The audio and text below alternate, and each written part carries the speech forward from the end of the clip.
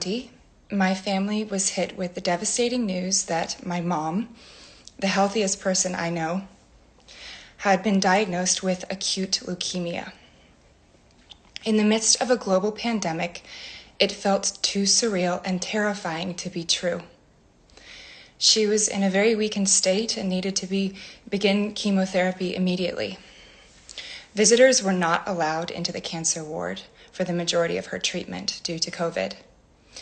And some of the strongest fear that I have ever felt was upon learning that one of the patients in her ward had contracted COVID-19, and that some of the staff members were no longer coming in because they had also contracted the virus. This time has been extremely challenging for so many people. I have close friends who have lost loved ones and family members to this virus. Trying to stay honest and aware about limiting my risk and the risk to others has been incredibly challenging and so limiting to my life. Wearing a mask has always been for me a choice to protect others around me. I've luckily never had COVID, but the virus doesn't scare me nearly as much as the idea of being the cause of someone else's illness and death.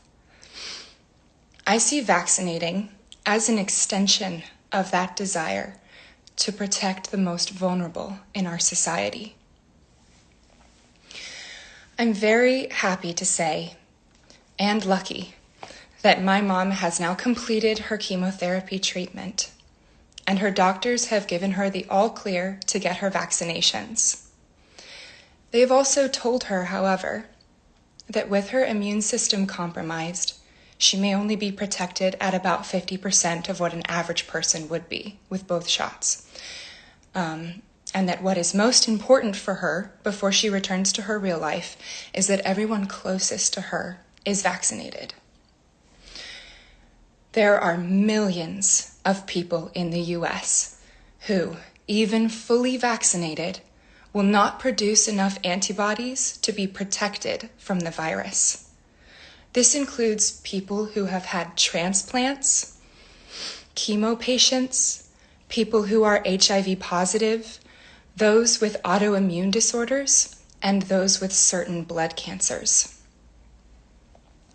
You may think that this is a small minority of people, but 1 in 2 people will develop cancer in their lifetime.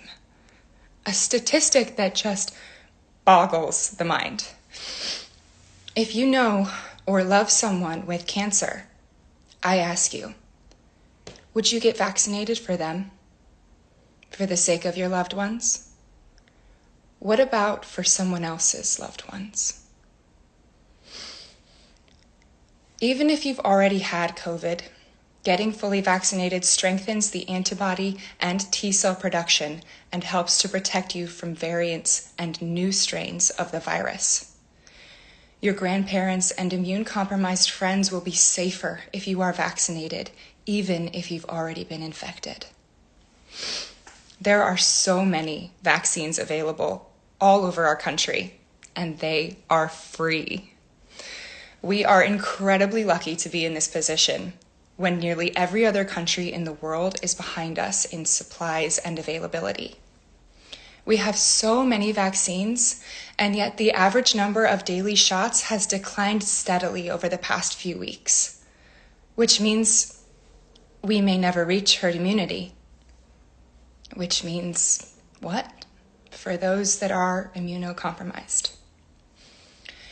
The CDC has now allowed those with the vaccine to go maskless in most circumstances, which leaves me very scared of the inevitability that there will be those who are not honest with themselves and others about their vaccination status.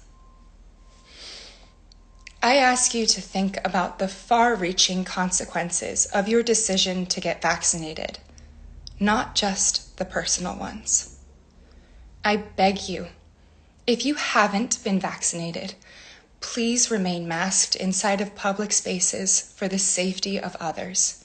And please, Whatever you do, don't lie and pretend that you have been vaccinated when you haven't. I am desperate to go back to concerts, to the theater, to spend time eating in restaurants with my friends. The world has become very dark and scary and changed so many times over the last 15 months. But I am as hopeful as anyone that someday soon we will get to a level of normal where everyone can feel as safe as possible. I chose to share this story with you because a very good friend of mine who was nervous about getting the vaccine told me that when I shared it with her, she felt more connected to the bigger picture and had decided to do it to help protect those in her community. Thank you so much for listening, and I hope you have a beautiful week.